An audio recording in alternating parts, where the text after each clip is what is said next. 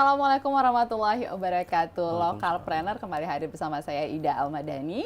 Dan seperti biasa kita juga akan menghadirkan owner-owner, para pembisnis yang akan berbagi atau sharing ke kita inspirasi dan juga tips yang akhirnya memotivasi kita untuk tetap semangat merintis usaha kita. Nah, planner di rumah pasti penasaran ya, hari ini siapa sih yang hadir di Lokalpreneur? Tapi sebelum itu jangan lupa like dulu, komen dulu, share dan juga subscribe channel YouTube kita TVRI Aceh Official. Nah, hari ini hadir owner dari Pacilio dan Ngedinsam BTJ. Ya gitu ya? Ya. N atau dan sih? Dan ya, oke. Bahasa Indonesia yang lengkap Yeah. gitu ya. Nah, ada Muhammad Arif Alfonso. Yeah. Kita panggilnya Alfonso. Apa kabarnya nih, Alfonso? Alhamdulillah kabarnya baik. Baik ya, Baik. Alhamdulillah. Semangat dong, hari ini kita mau sharing ke planner yang ada di rumah yang nyaksiin kita. Sangat semangat. Sangat semangat. Nah, ini Alfonso nih udah berapa lama nih bisnis di bidang dimsum? Sebenarnya bisnis saya pertama itu adalah ngedimsum BTJ. Oke, ngedimsum BTJ. Dimsum BTJ itu sudah saya tekuni selama 4 tahun. 4 tahun. Sedangkan Pacilio baru menginjak 3 bulan. 3 bulan, berarti sekarang udah 4 tahun tambah dengan yang baru 3 bulan Pacilio. Ya. Wah, ini kita mau tahu nih awal mula nih kenapa akhirnya ada ide gitulah ya, mau bikin usaha bikin dimsum. Oke, jadi bisnis saya pertama ini kan ngedimsum BTJ. Saya bangun itu mulai akhir tahun 2020. Ketika itu kan pandemi ya. Iya, betul. Pandemi yang sangat membuat para orang itu nggak ada kerjaan gitu. Dan harus dirumahkan harus ya. dirumahkan. Tapi saya sendiri mahasiswa waktu itu. Oh, masih mahasiswa kuliah di akhir semester. Jadi di akhir semester saya berpikir gimana cara harus ada pendapatan supaya ada tambahan lah untuk uang jajan. Oh, oke. Oh, waktu itu kuliah dirumahkan juga ya? Waktu itu masih ya dirumahkan, daring ya? masih daring. Oh, oke. Terus saya sama mantan pacar saya yang sekarang udah jadi istri saya. Kami daripada pacaran yang nggak jelas waktu itu, istri saya ajak saya untuk buka usaha, yaitu usaha ngedimsum BTJ. Jadi ide awalnya itu memang dari istri gitu ya? Ya, dari istri. Akhirnya kami mencoba untuk buka ngedimsum BTJ ini. Awalnya itu kami merintis memang betul dari nol, memang dari gerobakan, belum ada apa-apa. Bahkan modal pertama itu dari abang ipar malah. Oh. Seingat saya bukan waktu itu. Modal sendiri, bukan, berdua malah gitu berdua ya? malah, karena kami disupport kan. Oh, itu gimana ceritanya tuh sampai bisa dimodalin? Jadi, apa minta dimodalin atau memang cerita sharing dulu akhirnya dapat tawaran aku modalin gitu? Pertama karena kami daripada nggak ada kegiatan gitu kan, kami sharing dulu sama abang ipar. Kebetulan dia pun ada dana, dia kasih modal. Ingat sekali saya modal pertama itu untuk bangun ngedimsum BTJ itu sekitar 5 juta. Oke, akhirnya setelah itu awal buka pertama dimsum BTJ itu nggak senikmat sekarang. Rasanya ambar, manajemennya berantakan, penjualan berantakan. Mungkin dari situ kami terus belajar hingga sampai sekarang ekspansi, dan alhamdulillah sudah mempunyai 44 karyawan. Masya Allah, ada 44, luar biasa begitu ya. Jadi awal mula merintis itu sebenarnya basicnya apa sih sebenarnya? Kuliahnya kemarin saat itu kuliah di saya bidang kuliah apa? Di bidang teknik lingkungan. Teknik lingkungan malah gitu ya, tapi jauh malah jauh gitu ya, bisnis. akhirnya berbisnis gitu ya. Tapi apa sih yang semangat? Oke, tadi biar ada uang tambahan gitu ya. Terus kemudian memang lagi nggak banyak banget kegiatan yang harus keluar rumah kan saat itu ya. Nah, kan membangun bisnis dimsum, kepikirannya dimsum itu gitu. Kenapa? Kan banyak sih yang lain gitu ya, siomay atau apalah gitu yang lain. Jadi kan di bisnis F&B ini terbagi atas 3 pemilihan makanan. Yang pertama itu kan ada comfort food. Comfort food ini kan makanan kita sehari-hari. Contohnya kayak siomay, bakso, nasi goreng atau segala macam. Yang kedua ada namanya tren. Kalau tren itu kita buka usaha F&B di bidang makanan, mungkin dia jarak dia usaha ini mungkin nggak lama dah. Kalau tren itu kan bisa jadi dia setahun, 2 tahun dia bisa mati usahanya. Oke. Oke. Yang ketiga itu kan ada healthy, tentang bisnis, gimana cara bisnis ini, karena kami convertnya ke F&B, gimana cara bisnisnya menjual makanan yang healthy, yang sehat ya. Akhirnya kami dari ketiga itu memikirkan, ini kalau kita jualan dimsum ini, dia dimsum ini kategori mana ada? Apakah kategori convert atau viral ataupun healthy? Setelah kami pelajari bahwa dimsum ini jatuhnya ke makanan comfort, makanan yang selalu dikonsumsi oleh masyarakat. Oke. Terus menjadi permasalahan juga, dimsum ini dulu itu harganya agak mahal. Mungkin orang kalau satu pack itu isinya bisa 3 dan harganya pun mahal. Kalau kita makan pun tunggunya lama. Jadi kami menyediakan dimsum kami ini selain murah, juga dia prasmanan. Jadi ketika pelanggan itu atau konsumen datang ke tempat kami, itu sudah tersedia dan mereka tinggal milih aja. Tinggal milih. Itu dari awal memang udah terkonsep gitu?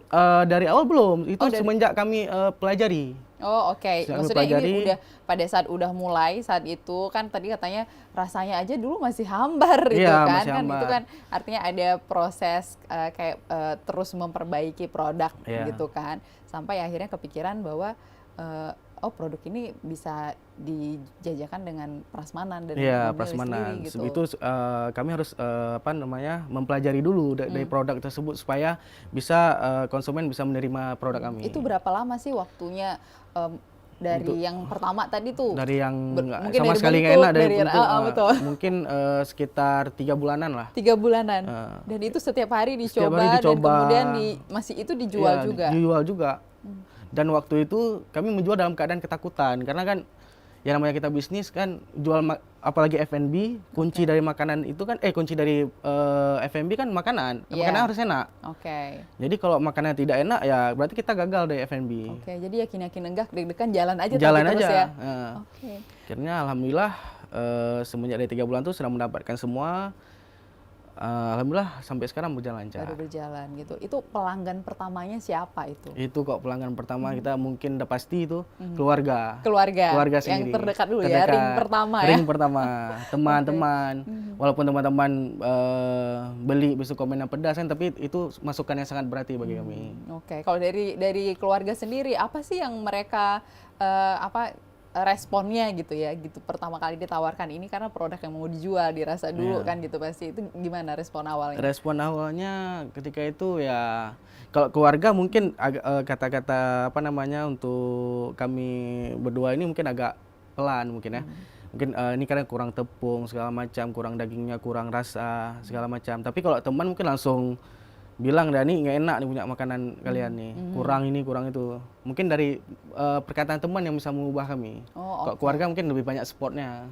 Tapi dari awal itu kan dimsum itu sebenarnya udah ada juga, udah mulai dikenal ya saat itu ya. Tapi memang seperti yang Ponso bilang tadi, harganya gitu ya, makannya nggak bisa banyak-banyak karena harganya mahal gitu. Nah, ada nggak sih kepikiran, wah kalau kita bikin dimsum nih udah ada pesaing gitu ya, udah ada yang bikin yang enak gitu. Di awal tuh ada kepikiran kayak gitu nggak? Itu sebenarnya pikiran, bahkan Pak Cilio ini juga seperti itu.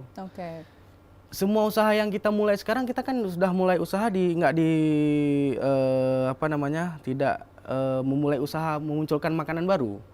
Sedangkan sekarang kita kan di usaha F&B ini mengambil makanan produk yang sudah ada, kita perbarui dan kita kita bungkus dia supaya menarik di mata konsumen. Jadi sebenarnya nggak ada kata oh ini duplikasi nih dari produk yang ini, enggak ya? Nggak ada.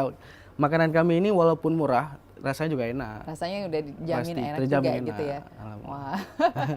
Nah, untuk memastikan, tadi kan katanya dari teman-teman ya, teman-teman akan komentar apa aja yang mereka rasakan ketika mereka udah beli gitu ya, ada kepedesan lah, ada asin dan sebagainya mungkin gitu ya. Nah, untuk ini kan berdua ya katanya sama calon istri ya waktu itu ya. Waktu itu. Nah, jadi waktu memastikan gitu ya, karena tadi udah dapat nih respon-responnya, kan udah di list tuh, oh ada yang kurang, ada yang pedes, ada yang kurang inilah, kurang itulah, kelebihan inilah, kelebihan itulah.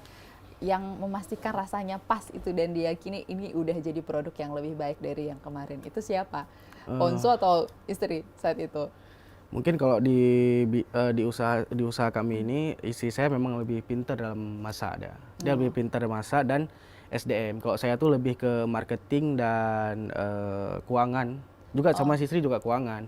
Tapi kalau menentukan rasa, ada menu-menu baru segala macam itu tetap istri saya. Dapat istri. Tetap. Oh, berarti memang istri saat itu udah punya basic bisa masak juga ya? Dia bisa masak, bisa nyalon juga bisa ada. Oh, nyalon juga bisa gitu ya. Sekarang udah serba bisa kayaknya, bisa. udah jadi istri kemudian kelola usaha sama-sama gitu ya. Nah, untuk pada masa awal itu nih, kan katanya bisnis itu nggak ada yang mungkin ada gitu yang terus melejit gitu. Tapi ada nggak sih ngerasain kayak oh ini jatuh bangun banget gitu ya? Ini kayaknya ujiannya banyak banget kita untuk menjalani usahanya, ada nggak? Jatuh bangunnya itu kami sempat waktu itu bisnis Nimsam BTJ itu awal mulanya itu waktu itu sudah naik, penjualan sudah meningkat. Di 3 bulan itu memang langsung? Enggak 3 bulan, setelah 3 bulan itu. Setelah 3 dan 4 bulan itu tiba-tiba melejit, alhamdulillah lah. Tapi kami masih gerobakan. Itu gerobak di mana awalnya? Di BPKP, BPKP. daerah BPKP. Akhirnya di situ ada surat teguran bahwa kan biasa kalau kita jual gerobakan kan biasa ada ada surat pengusiran bahwa nggak boleh jualan di atas drainase atau segala macam kan. Dari situ kami berpikir, wah ini kita ada surat teguran, kita nggak boleh jualan di sini. Dari situlah kami berpikir bahwa kami harus memperbesar dimsum ini. Itu ada malah itu jadi motivasi untuk harus besar ya. Bahkan walaupun udah diusir sama orang dipindah situ, membuat kami makin bersemangat untuk ekspansi bahwa dimsum ini bisa besar. Gitu. Akhirnya kami pindah, tapi kami nggak langsung pindah ke gerobak lagi, kami langsung buka outlet. Jadi saat itu udah ini dong, udah punya modal untuk bisa buka outlet saat itu? Udah. Jadi outlet pertama itu di mana? Di BPKP. Di BPKP juga gitu. Wah, itu respon dari pelanggan pertamanya ini ya, yang mulai dari gerobak sampai akhirnya ke outlet itu gimana? Itu mungkin beberapa pelanggan mungkin senang ya melihat bahwa perkembangan dimsum ini sangat menarik, sangat menjawab permasalahan-permasalahan. Kalau makan dimsum itu mahal, dimsum itu kalau makannya harus tunggu lama. Itu sangat menjawab pertanyaan dari konsumen-konsumen. Jadi ekspektasinya para customer ya, konsumen saat ini udah ke outlet itu udah kayak, wah ini kita tuh nggak perlu lama-lama banget lagi nunggu makan dimsum gitu ya. Seenak ini nggak harus bayar mahal gitu ya. Jadi terpenuhi ya ekspektasi dari konsumennya gitu ya. Untuk ininya sendiri produksi ya.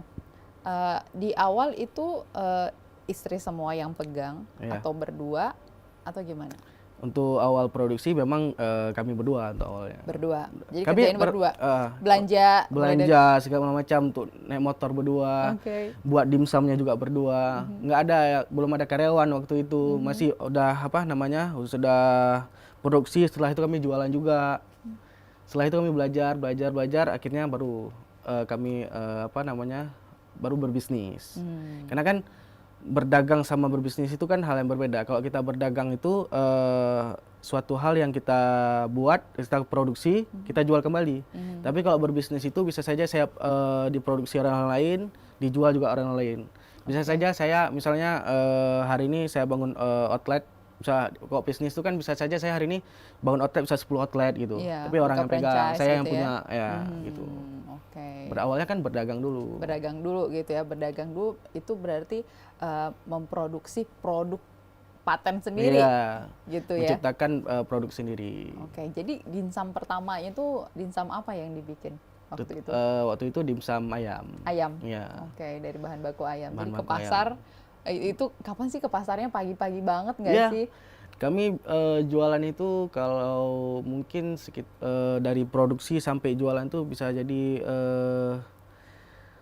13 jam atau 16 jam atau 17 jam lah. Oh, butuh waktu 17, kurang lebih 17 jam untuk gitu, dari produksi hingga jualan.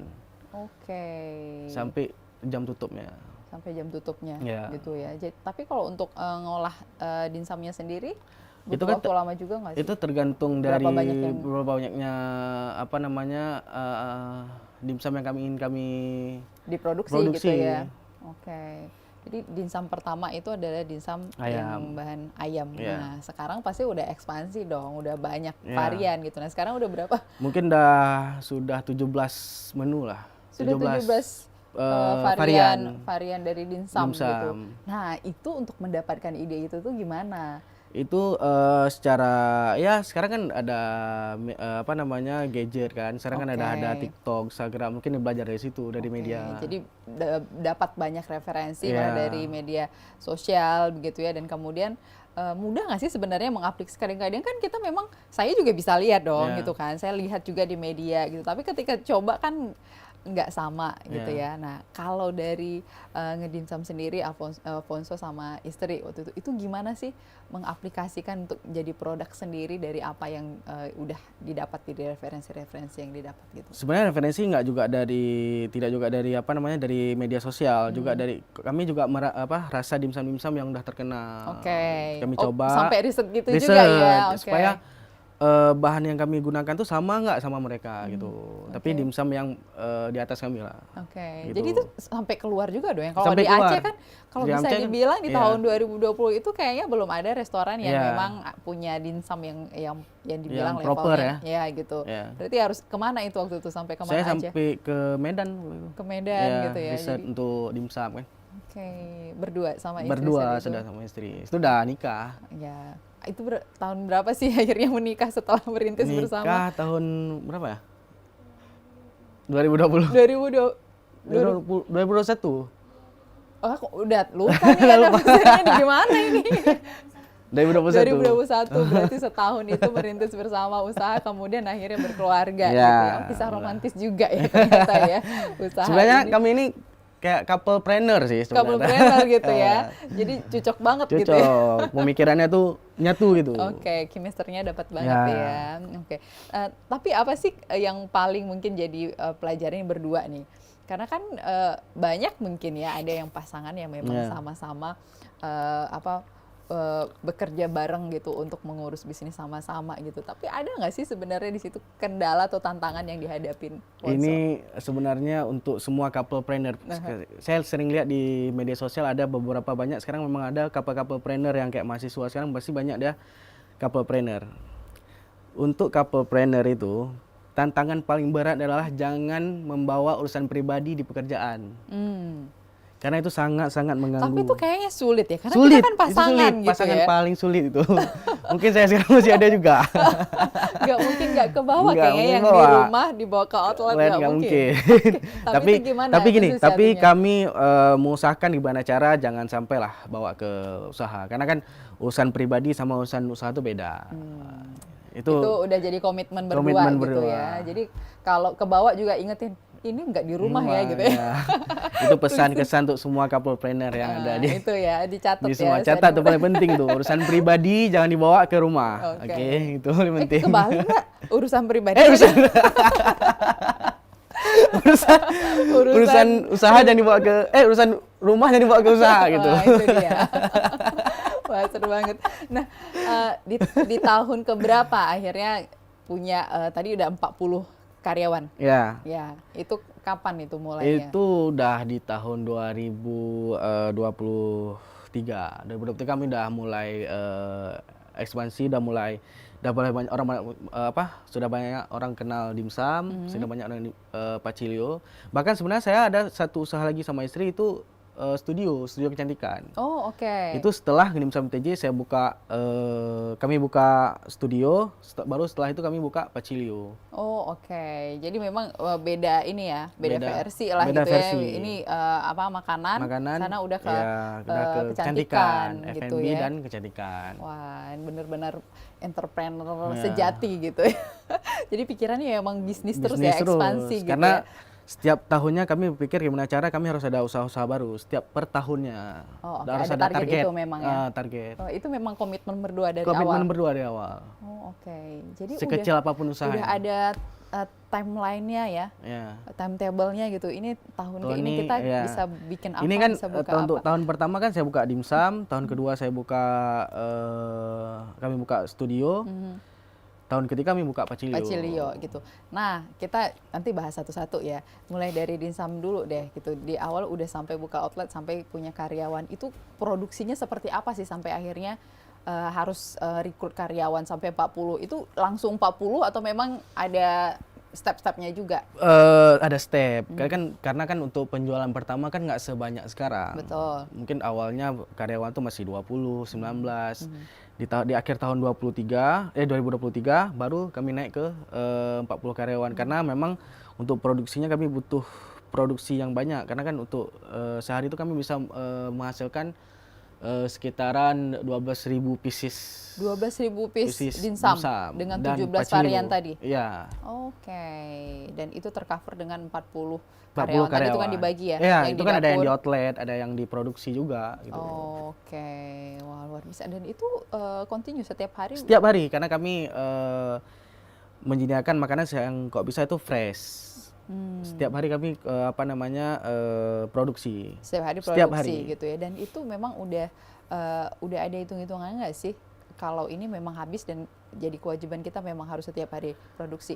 Untuk sekarang alhamdulillah memang karena kami F&B di bagian frozen food. Oke. Makanan yang kami ciptakan ini bisa tersimpan di freezer bisa menjadi bahan frozen.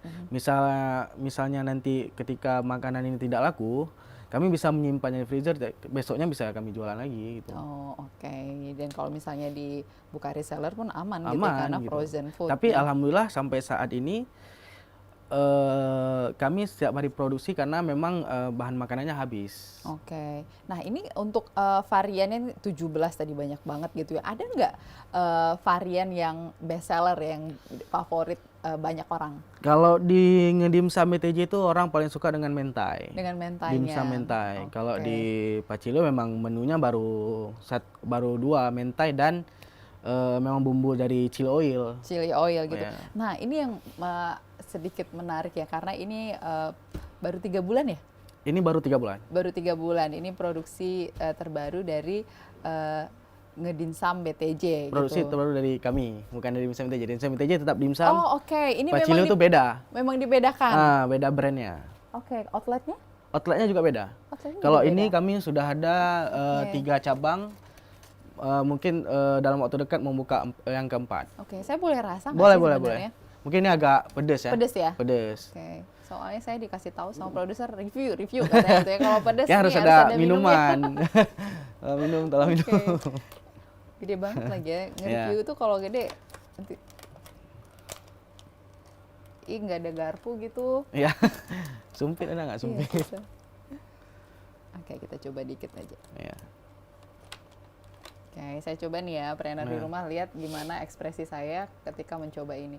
Ini berarti bahannya apa sih nih Pacilio dari Dari daging ayam juga. bahan utamanya dari daging ayam. Kemudian Sama kulit pangsit kulit pangsit dan dan tadi chili oil. chili oil. Enak.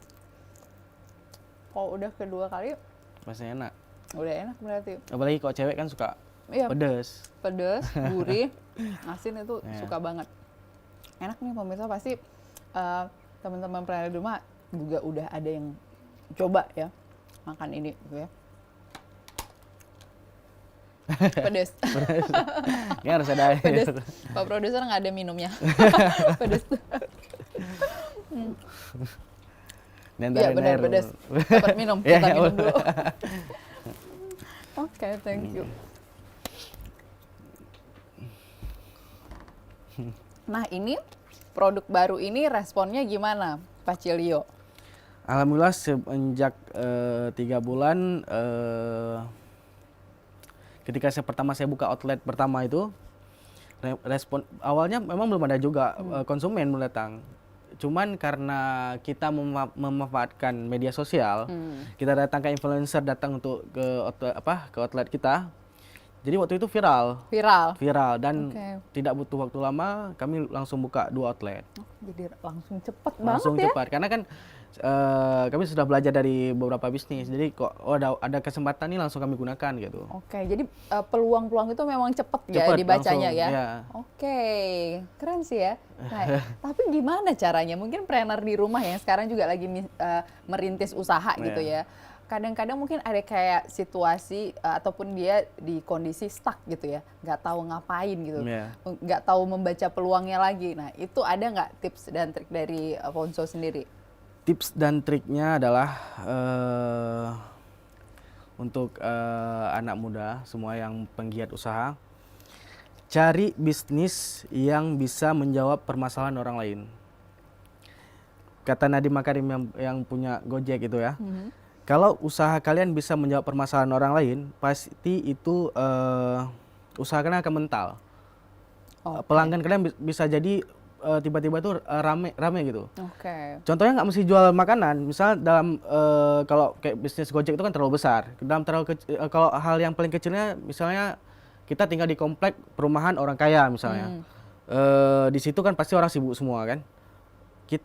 Di sini kita harus buka bisnis apa ya supaya bisnis kita langsung laku. Apa kita buka catering atau buka usaha laundry, karena kan otomatis kan orang-orang kaya ini kan sibuk, dia nggak sempat dia melakukan keseharian dia itu. Betul. Jadi itu kita manfaatkan. Jadi kalau bisa saya simpulin tuh cari masalahnya gitu ya. Cari masalahnya. Apa kebutuhannya itu solusinya kita. Iya, solusinya kita. Itu insya Allah usaha kita jalan. Mental. Nah itu trainer. Jadi kalau yang sekarang udah mulai stuck, aduh aku ngapain ya gitu. Sekarang riset ya. Apa yang dibutuhkan oleh orang banyak. Nah kayak ini nih Pak Cilio ini awalnya kenapa kepikiran, wah ini kayaknya potensi.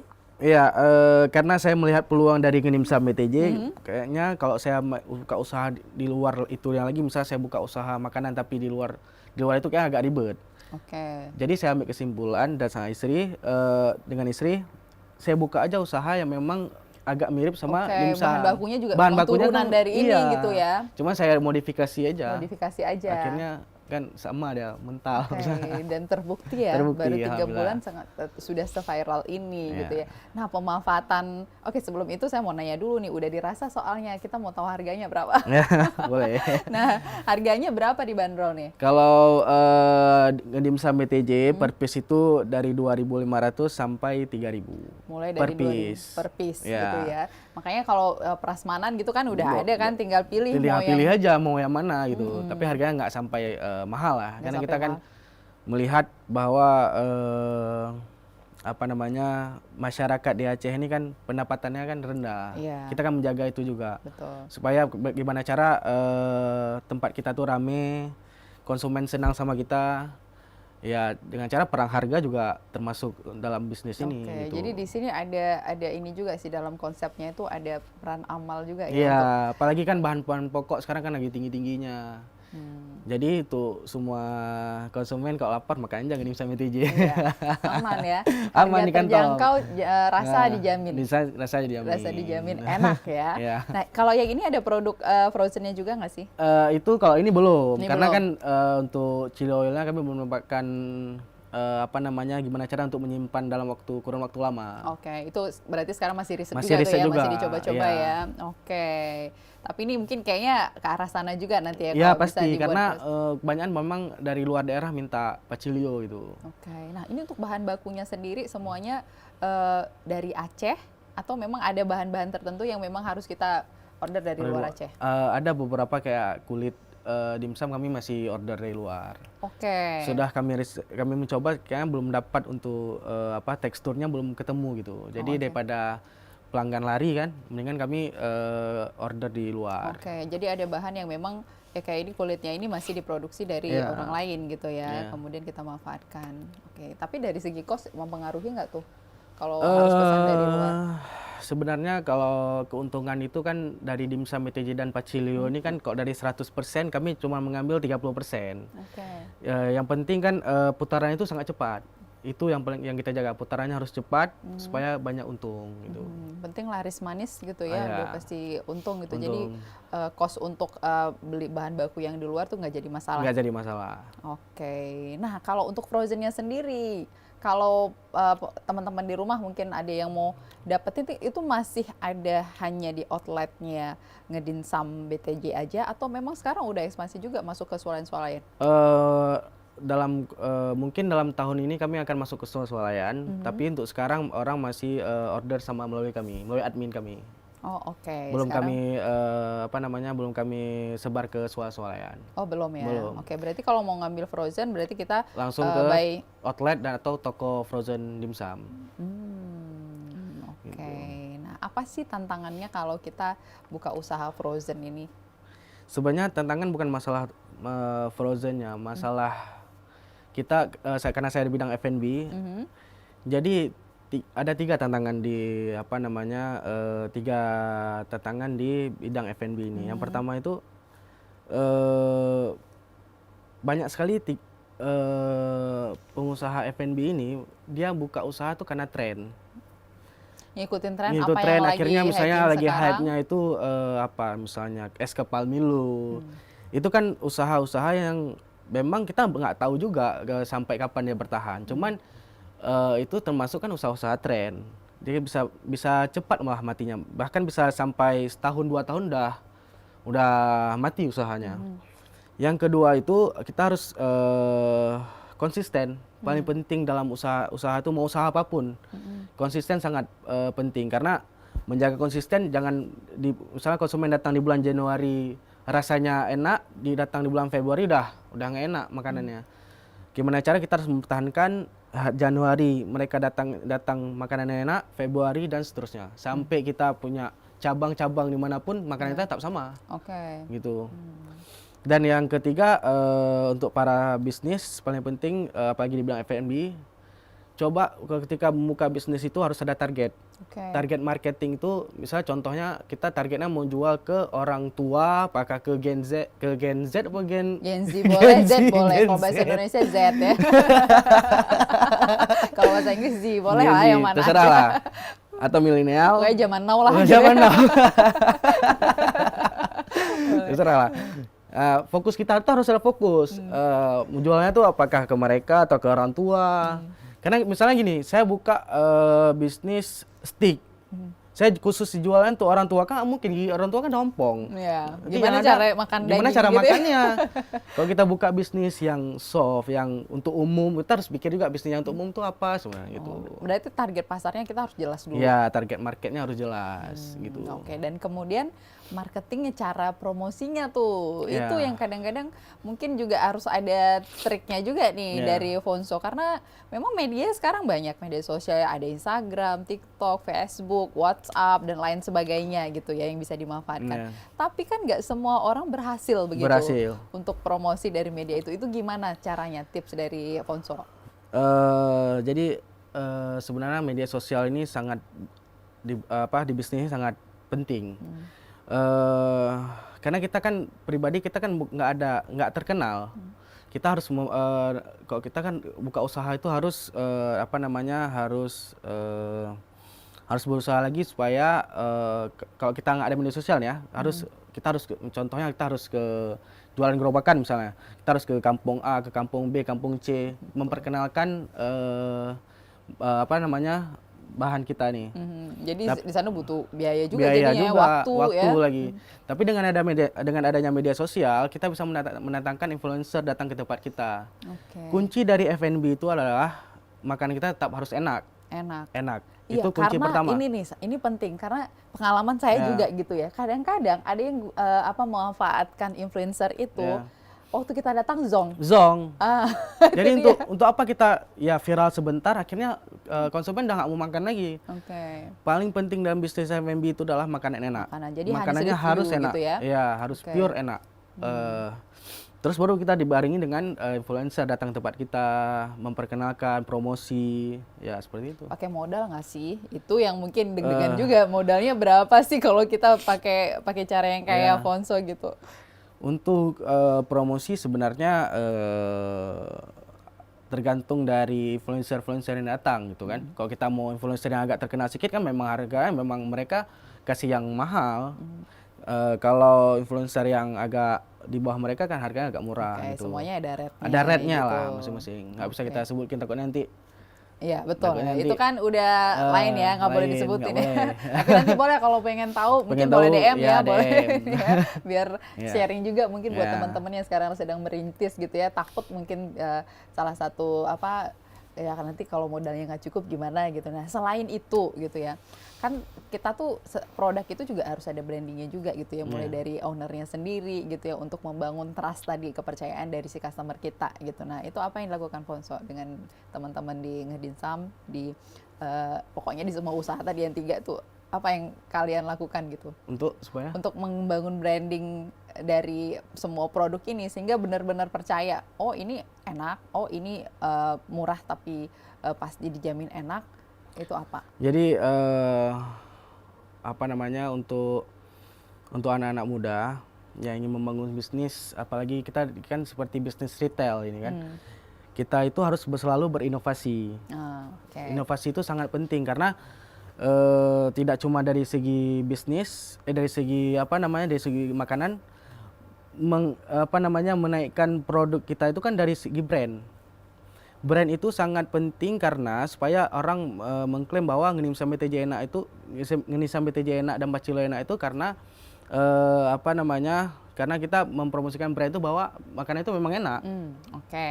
Jadi karena kita harus selalu berinovasi, selalu berkreatif dalam menciptakan makanan-makanan ini. Makanan yang diproduksi. Tapi juga kayaknya salah satunya itu kreatif dalam nama brandnya itu sendiri, Ngedinsam BTJ gitu. Itu kenapa kepikiran akhirnya kok bikin itu gitu?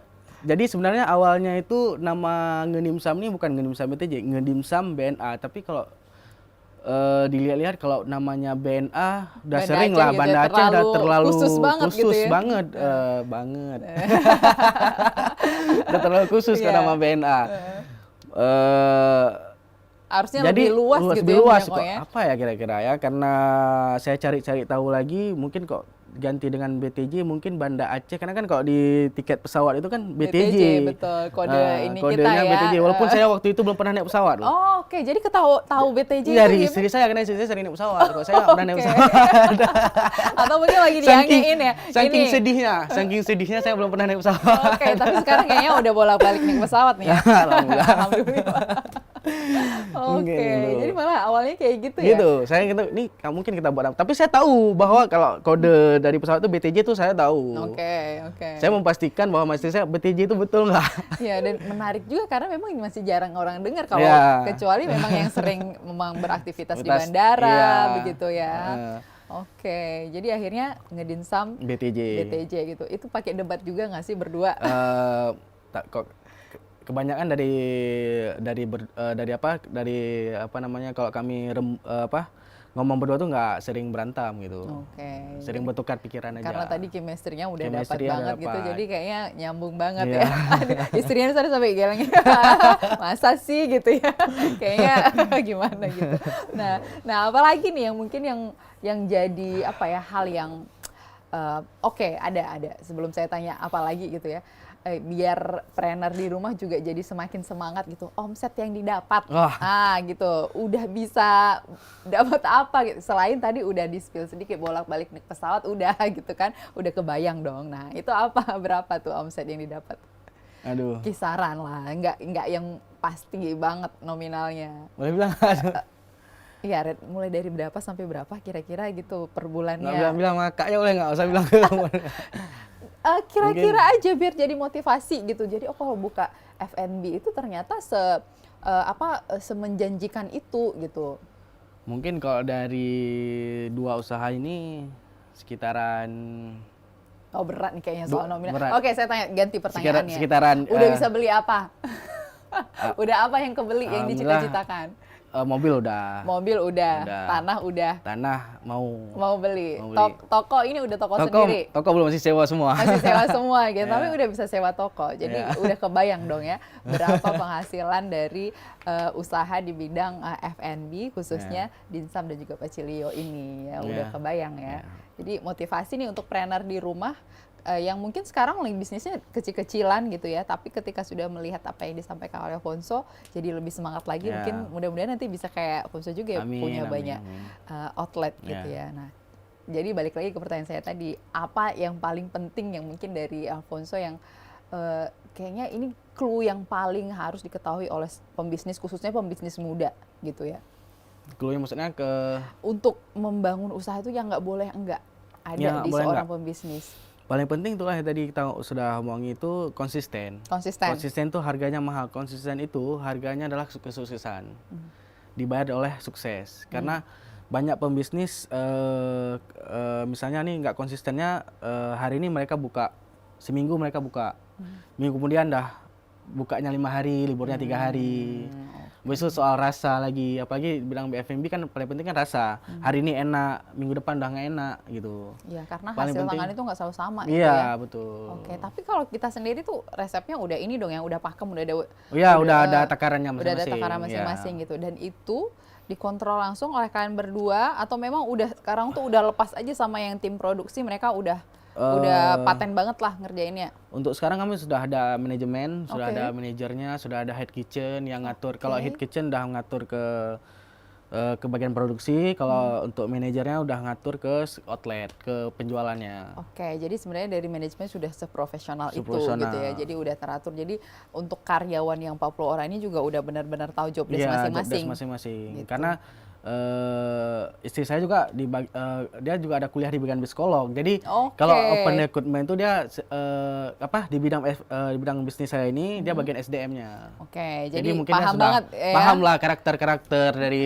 karyawan-karyawan ini udah Ya, paham dia. Jadi udah dipastikan service excellence-nya Iya, bakal nyampe ke kas- karyawan. konsumen. Oh ya. Oh, mantap deh. Memang kolaborasi yang luar biasa ya. Meskipun tadi dari teknik lingkungan ketemu sama psikolog gitu Iya. ya. Kalau saya kan seharusnya kan urusnya God gitu kan, terus God. Tadi lingkungan urus ambil sampah gitu kan.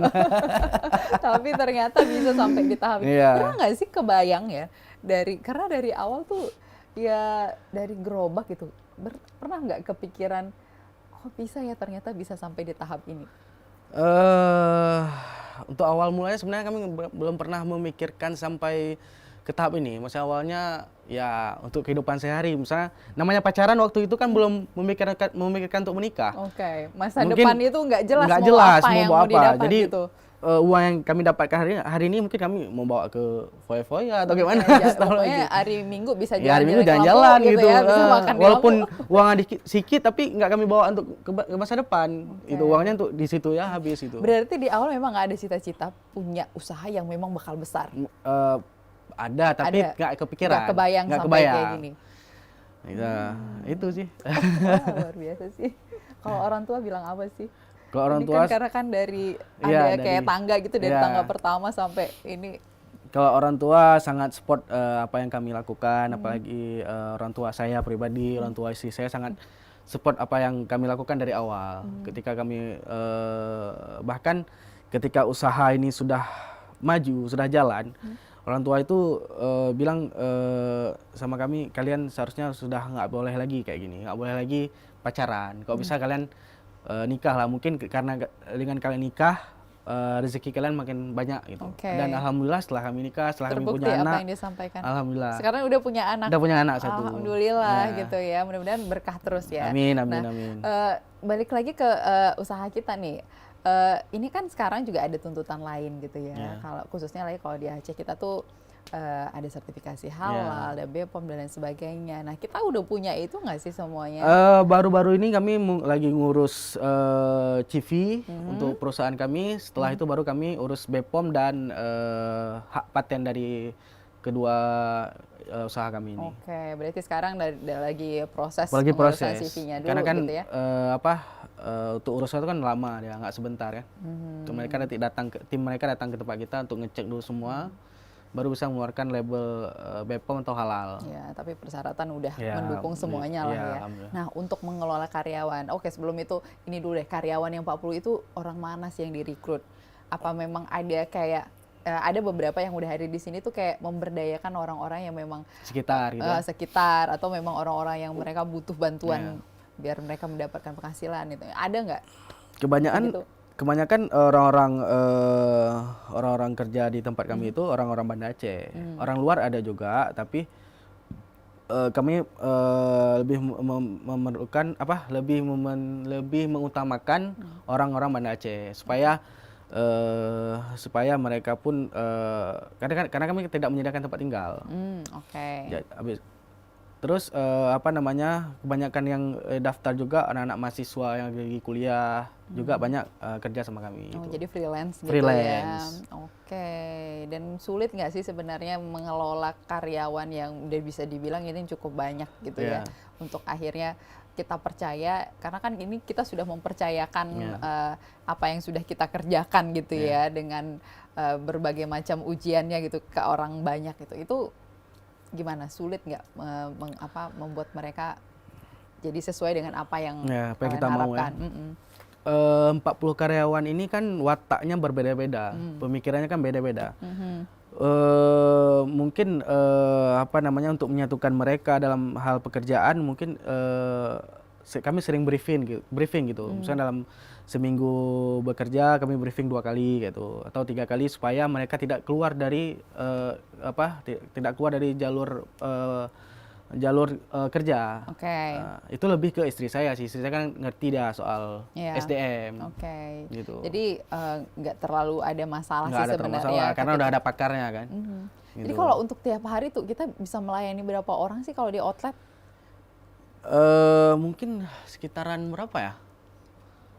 300 ke atas, mungkin 300 sampai lebih 500 orang Ya, bisa mungkin datang bisa gitu ya ke semua outlet. ke Kita semua outletnya ada di BPKP. Kalau dimsum ada di BPKP, di Nesu dan di Kampung Mulia. Oke. Kalau Pacilio di Lamteh, ya dekat juga dengan BPKP. Di Kampung Keramat dan di mana lagi? Darussalam.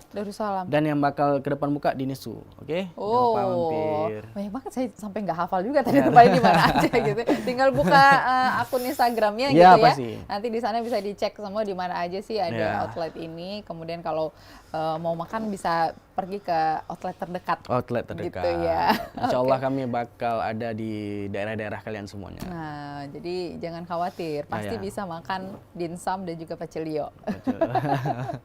Nah, kalau untuk ininya sendiri, ini produk udah ada, outletnya sudah begitu banyak gitu ya, dan tadi ekspansi, udah ke bidang yang lain. Itu kenapa kok bisa kepikiran kok ke bidang kecantikan gitu? Malah kalau ini oke gitu ya, karena memang turunannya gitu. Sebenarnya istri saya itu sudah sudah menekuni. Kok mengalami agak serem mengalami ya, mengalami apa? Menekuni bisnis kecantikan ini udah semenjak 2017. 2017 lah kalau salah saya. Jadi karena kami sudah mengerti bisnis, akhirnya istri saya coba ajak saya tuh coba yuk kita kembangin lagi bisnis kecantikan ini, mungkin karena bisnis kecantikan ini juga bisnis penyajikan. Oke. Artinya udah pernah dulu? Udah pernah Akhirnya vakum itu. sebentar, akhirnya kami buka lagi gitu. Ben Beauty Studio namanya. Oke. Nah, ini kan banyak banget outletnya, udah banyak banget dengan 3 usaha ini. Apa tantangan yang dihadapin gitu untuk mengatur ini? Kan setiap hari sebenarnya harus dicek juga ya kondisi setiap outlet ini, setiap usaha ini gitu. Itu gimana? Makanya kalau dalam bisnis itu harus ada manajemen supaya kita memang harus terjun langsung, kita pun harus terjun langsung. Tapi kalau untuk dalam satu hari kita merangkup semuanya kan nggak mungkin semua.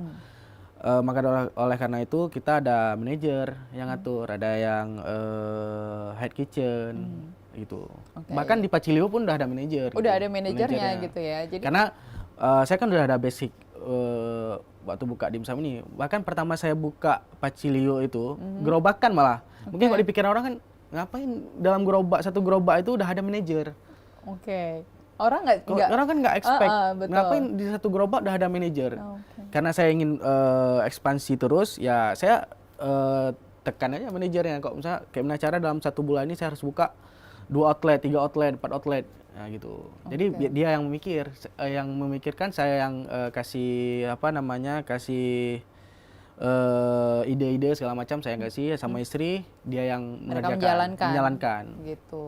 Ya. Oke. Jadi ketemu juga dengan manajer-manajer yang tepat juga ya, Ya. di sini ya, sehingga pengelolaan setiap usaha, setiap outlet ini bisa berjalan sesuai dengan apa yang diharapkan kalian berdua. Ya. Gitu ya. Jadi seru banget kayaknya memang ketika udah di posisi usaha ini udah aman, tinggal ekspansi. Ini kan kalau saya bilang aman banget gitu ya, karena kita tuh udah di posisi memikirkan untuk buka usaha yang lain gitu ya.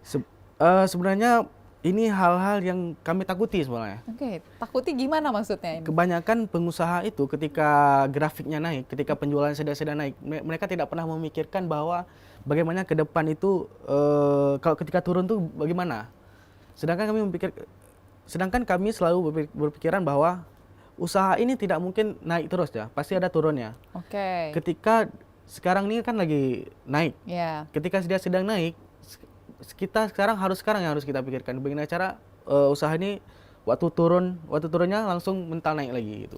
Oke, jadi sebelum timbul ataupun muncul masalah, kita udah harus punya solusinya gitu. Itu Karena tadi ya, membaca potensi peluang itu tadi udah itulah ya gitu ya. Itu paling penting tuh. Oke. Itu kelalaian banyak pengusaha seperti itu. Tapi udah pernah nggak sih di posisi itu sehingga ini jadi kayak pelajaran penting banget gitu? Untuk sekarang alhamdulillah belum. Tapi kami selalu was-was lah terhadap itu. Karena ya itu hal yang seharusnya semua entrepreneur takut itu. Ketika usaha lagi naik, nggak mungkin usaha itu naik terus, nggak mungkin. Pasti dia akan turun. Oke. Tapi jadi persiapkan ya. Persiapkan itu harus tuh. Semua entrepreneur semua harus siap. Ketika lagi usaha kita harus ada jawabannya, ada masalahnya harus ada jawabannya terus gitu. Oke. Tapi pernah nggak sih ada cari referensi ke pengusaha-pengusaha yang udah lebih besar dari Vonso gitu untuk dapat ilmunya supaya bisa memaintain semua usaha-usaha yang sekarang sedang diurusin gitu? Untuk sekarang kami banyak berkomunikasi dengan bahkan teman-teman sendiri juga banyak pengusaha. Mungkin kami sharing bagaimana maintenance semua dari usaha-usaha ini gitu. Banyak kan dari teman sih. Iya betul. Ini sih yang mungkin planner di rumah juga jadi catatan penting ya. Membuka diri untuk bisa mendapatkan banyak hal dari orang banyak itu penting ya. Iya, karena kita kan belum terlalu hebat gitu. Kita masih butuh ilmu, masih butuh belajar. Karena kan masih ada di atas kita, masih ada orang lain gitu kan. Masih ada yang lebih hebat daripada kita. Jangan merasa cukup gitu. Betul. Paling penting di bisnis, apalagi entrepreneur, ketika kita buka bisnis itu kita mengutamakan diri kita tuh seperti orang miskin, orang yang memang butuh. Karena kalau kita buka usaha dalam posisi kita posisi kita mampu, ya kita buka usaha ya udah kita ada uang, ngapain gitu, ya udah usaha jalan, nggak jalan ya udah. Tapi kalau kita posisikan diri kita tidak mampu atau kita dalam keadaan miskin, ya miskin dalam arti nggak mesti kita harus miskin gitu. Rasanya kita harus ada kuat. Oh, kayak mana cara nih kita harus dapatkan gimana cara brand ini harus maju, harus produknya laku ke masyarakat gitu. Kita harus haus terus untuk supaya produk kita tuh diterima oleh masyarakat gitu. Oke. Pernah nggak sih sampai ikut kayak pelatihan ataupun seminar-seminar yang dari instansi pemerintahan yang ada di Aceh misalnya untuk khusus UMKM dan sebagainya? Untuk sekarang kami belum pernah mendapatkan dari pemerintah, kayaknya belum ada sedikit pun yang ikut kegiatan belum gitu, belum ya. sih. Oke, jadi pure banget dari otodidak, dari belajar sendiri itu. Dari Vonso dan juga istri. Mungkin ke depan mungkin kami ya bakal ikut ya pelatihan tapi nggak di Aceh, itu di Jakarta atau di mana gitu, supaya lebih luas lagi. Betul. Targetnya memang tetap harus lebih luas ya, seperti tadi BNA akhirnya ke BTJ gitu kan. Target kami pokoknya gimana cara kami harus minimal semua Aceh itu ada lah. Oke, semua Aceh Aceh dulu, ada. Aceh. Aceh dulu Aceh gitu ya. dulu. Kalau sekarang kan masih di Banda Aceh Masih aja di Banda ya, Aceh. outlet-outlet yang Outlet. ada masih di Banda Aceh. Tapi sebenarnya tawaran-tawaran dari beberapa orang memang ada untuk buka di luar cabang tuh ada. Bahkan kami dibiayain semua, cuman kami belum menerima itu. Oke, kenapa belum siap atau gimana? Belum siap dalam manajemennya, Manajemen. belum siap. Daripada nanti buka tapi hancur-hancuran Keteteran kan, gitu ya. keteteran, daripada yang ada nanti rusak di sini. Supaya memperbaiki di sana. Artinya memang perlu kesiapan itu ya? Perlu kesiapan itu. Kita jangan kadang-kadang ada entrepreneur yang usahanya tuh baru bangun, terus ada yang tawarin langsung buka. Akhirnya dia belum siap. Sebenarnya dia belum siap sebenarnya. Oke, itu hasratnya kuat banget gitu ya. Hasratnya kuat banget. Tapi ternyata nggak sanggup gitu. Ya, karena kami itu sebenarnya menjual dimsum bukan menjual usaha. Kalau kita fokusnya menjual dimsum, pasti yang laku dimsum. Kalau kita jual usaha, memang untungnya besar. Kita buka franchise, kan untungnya sangat besar. Tapi kita udah nggak berfokus lagi untuk makanan kita. Kita udah fokus untuk franchise. Gimana cara ke depannya aku mau lebih kaya nih. Harus ada yang terima franchise aku, atau harus ada yang buka franchise dimsum BTJ di sini. Bisa aja, cuman kita udah nggak berfokus lagi dengan makanan kita enak enggak, bermutu apa enggak.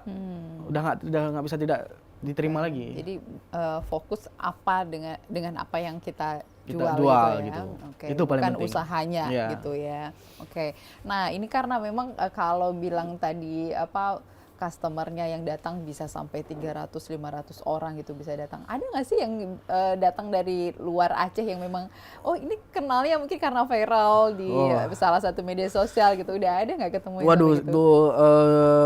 bahkan orang ngantri kadang-kadang udah dari Simelu orang datang, dari Sabang, banyaklah dari luar daerah datang untuk makan dimsum BTJ. Oke, artinya ini udah dikenal. Udah, alhamdulillah. Jauh dari Banda Aceh ini Iya. udah dikenal keluar gitu ya. Kalau jadi untuk oleh-oleh keluar? Oleh-oleh keluar untuk dimsum bisa Bisa gitu untuk ya. frozen kan. Emang rencana kami ke depan untuk dimsum ini mau kami buat sebagai oleh-oleh. Oke. Karena kan fase ternyaman dari bisnis F&B ini adalah fase culture, budaya. Pengennya walaupun dimsum ini bukan budaya Aceh. Oke, tapi mungkin ada kearifan lokal yang kearifan bisa masuk lokal ke sana yang bisa gitu masuk ya. itu. Saya kan misalnya saya dari Jakarta mau ke Aceh ini, saya mau beli dimsum. Biasanya kan orang dari Jakarta atau dari mana lah di luar kota ke Aceh itu biasa kan pengennya kuah belangong gitu kan. Karena tapi culture, ini budaya. dimsum gitu Kalau ini ya, dimsum, tapi kan ya nggak ada yang mustahil gitu kan. Ini masih dipikirkan Masih lah dipikirkan. gitu ya. Aduh, nggak berasa nih akhirnya ngobrol sama Fonso tuh ternyata insight banget. Tapi ini butuh satu closing statement dari Fonso nih untuk trainer di rumah sebagai motivasi. Apa nih? Kata-kata bijak. Bukan kata-kata bijak sih sebenarnya. Untuk anak muda, khususnya Gen Z dan milenial, jangan jadikan bisnis ini adalah pilihan yang kedua. Kebanyakan Gen Z dan milenial, saya nggak tahu juga sekarang gimana, pasti habis tamat kuliah atau sedang kuliah, pasti habis tamat kuliah kan pengennya jadi PNS kan.